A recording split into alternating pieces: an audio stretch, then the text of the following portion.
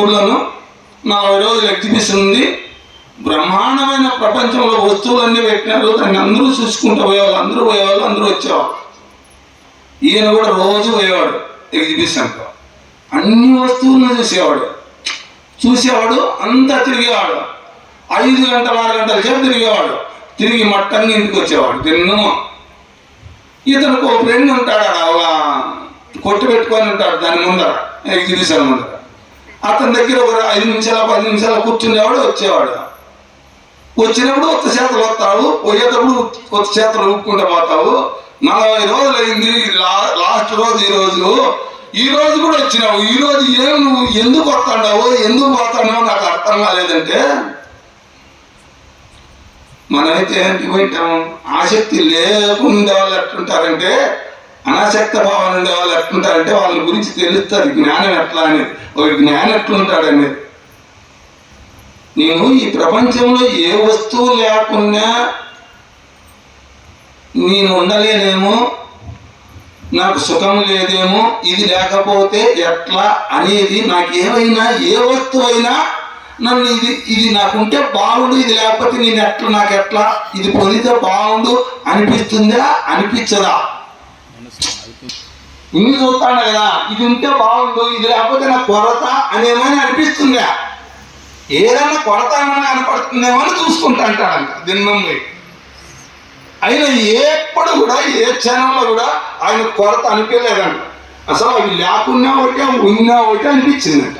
ఏముంది అల్లతో సుఖము, లోపల దాంట్లో ఉంది కానీ బయట దాంట్లో ఏం లేదని అది పూర్తిగా నన్ను నేను చెక్ చేసుకోవడానికి బయటకు నన్ను ఏమన్నా ఇంకా ఆకర్షణకు గురి అవుతుంది కానీ అనే విషయం, ఏ వస్తువు అయినా నన్ను సంతోష పెట్టేది కానీ సుఖ పెట్టేది కానీ ఇక్కడ ఏవైనా ఉండాయా అని చూస్తాడంట.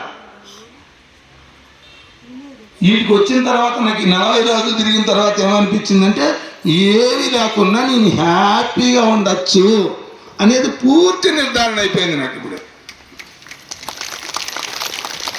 అది జ్ఞాని లక్షణం. జ్ఞానం కలిగినప్పుడు వాస్తవంగా ప్రపంచంలో ఉండేటివి ఏంటివి కూడా సుఖాన్ని శాంతిని, ఏ విషయం కూడా ఏ వస్తువు కూడా మనం భ్రమ చెందుతున్నామే కానీ బయట నుంచి ఏ వస్తువుతో సుఖం రాదు.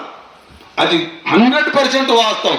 మనకు చిన్న ఓ రకంగా మెదురుండేవాడు చూసినా వాడు దాన్ని గుర్తించవచ్చు. సుఖము సంతోషం అనేది బయట నుంచి వస్తుందా లోపల నుంచి వస్తుందా అంటే ఏం చెప్తారు?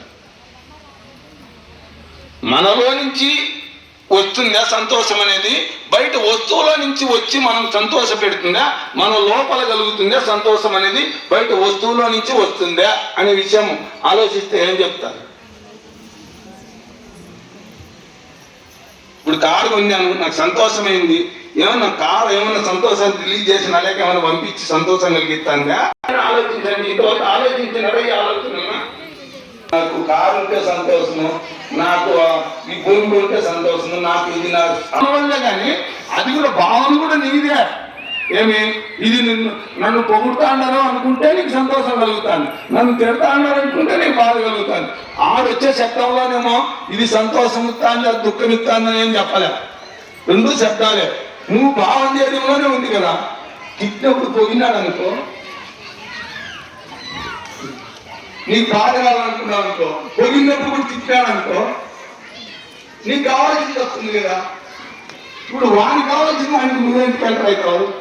వాడిని ఎందుకు యజమాని చేస్తాడు నువ్వు? నీకు నువ్వు యజమాని